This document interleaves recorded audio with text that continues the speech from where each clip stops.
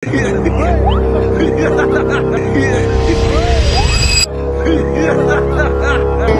no respect. No, no respect. Rico Mayo Haffer ng PBA Moto Club.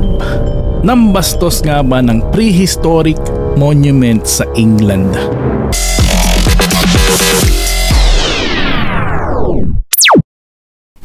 Kamakailan ay nagkaroon ng samot-saring reaksyon patungkol sa pagbabastos daw ni Rico Mayo Haffer sa isang prehistoric monument sa England. Nagkaroon ng basketball exhibition game ang PBA Moto Club at ang London All-Stars. Ano nga ba ang PBA Moto Club? Ang PBA Moto Club ay isang grupo ng mga motorista ng mga dating sikat na PBA player. Kabilang dito si Rico Mayo Haffer na siyang captain ng PBA Moto Club sa laro nila sa London.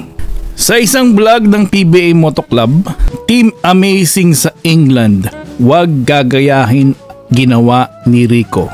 Lesson learned. Napagsita ng isang security ng isang historical monument sa England kay Rico Mayo Haffer dahil sa ginawa niya. Dito yan nangyari sa Stonehenge, isang prehistoric monument na matatagpuan sa Salisbury Plain, Wiltshire, England. Ano ba tong Stonehenge monument na to? Ang Stonehenge ay tinayo sa pagitan ng 3000 at 2000 BC. Tinuturing isang mahalagang simbolo ng kultura ng Neolithic at Bronze Age. Maraming theory ang umiikot sa layunin ng Stonehenge, kabilang ang posibilidad na ito ay isang lugar ng pagsamba, observatory ng astronomy, or isang ritual. Sino ba si Rico Mayo Haffer? Isang Filipino former professional basketball player at current assistant coach ng Imus SB Squad ng MPBL. During his playing days as professional basketball, naglaro siya sa mga ilang PBA teams katulad ng Pure Foods, BMEG, Barangay Ginebra, Barako Bull, San Miguel Beer, Global Port at Alab Pilipinas. Siya ay PBA Rookie of the Year noong 2010. Ano nga bang ginawa ni Rico Mayo Haffer? Kung i-touch yung bato. Okay? Hi! Gusto ko lang i-touch yung bato. Curious lang ako. Kung styrofoam or hindi? Patay. Patay. Oh. Oh yeah, sorry ma'am. I just want to feel it. No, no respect. Hi, sorry. Yeah, it could be. Yan. Yan. Please stop filming. Yan. Sorry. You're rude.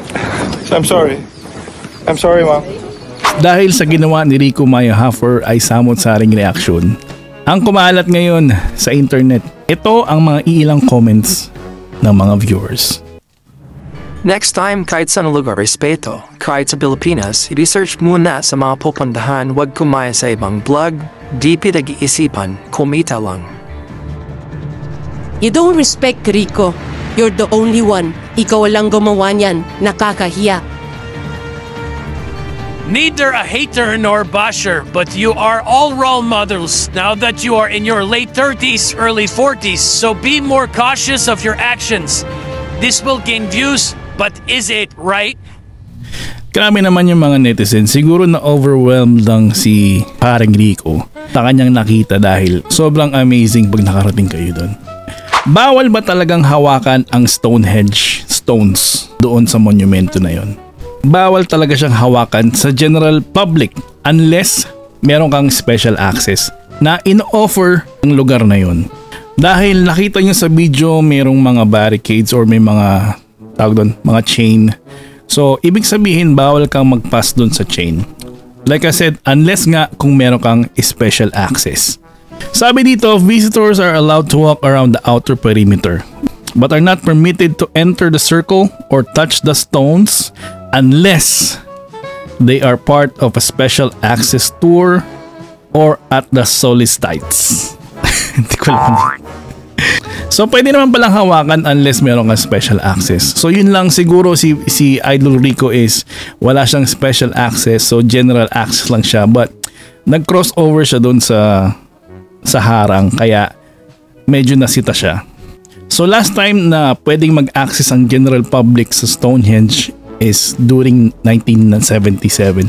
So during 1977 pa. So ngayon medyo nagkaroon sila ng rules or limit, bawal pumasok dahil may mga tao nagka-carve dun sa stones, which is gusto nilang ma-preserve yung stones. So kaya siguro medyo nasita si Rico ng security ng place. So dahil sa nangyaring insidente at sa maraming reaction ng mga netizens is public apology si Rico Maya Hopper sa kanilang page.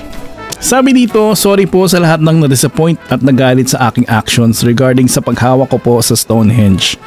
Humihingi din po ako ng tawad sa buong bansa ng United Kingdom, England. Rico Maya Hopper.